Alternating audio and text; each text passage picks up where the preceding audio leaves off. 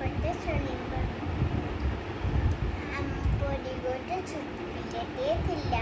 ତାଙ୍କ ନାଁ ହେଲା ନହ୍ନା।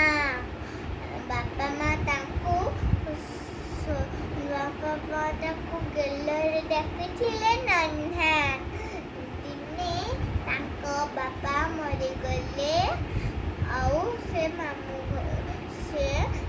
ଘରକୁ ଫେରି ଆସିଲେ। ମା ନହ୍ନାକୁ ନେଇକି ଫେରି ଆସିଲେ।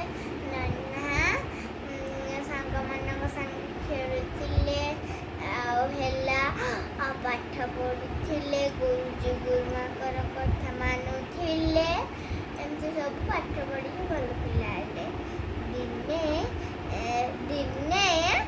ନହ୍ନା ସାଙ୍ଗମାନଙ୍କ ସାଙ୍ଗେ ଖେଳୁଥିଲେ। ସେତେବେଳେ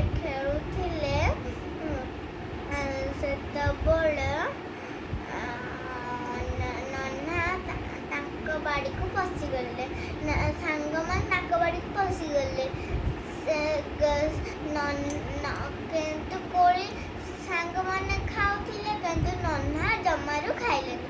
କହିଲେ ମୋତେ ଚୋରି କରିବାକୁ ଭଲ ଲାଗେନି। ମୁଁ କ'ଣ ପାଇଁ ଚୋରି କରିବୁ? ମୁଁ ଚୋରି କରିବିନି। ତାପରେ ଜଗୁଆଳି ଆସିଲା। ଜଗୁଆଳି ଆସିକି ଦୌଡ଼ି ଆସିଲା। ତାପରେ ସେ ସବୁ ଗଛରୁ ସେ ଖପ୍ ଖପ୍ ସାଉଣ୍ଡ ନେଇକି ପଳେଇଲେ। ତାପରେ ନହ୍ନା କିନ୍ତୁ ଜମାରୁ ଗଲାନି। ତାପରେ ନହ୍ନା ଜଗୁଆଳି ହାବୁଡ଼ରେ ନହ୍ନା ପଡ଼ିଲା।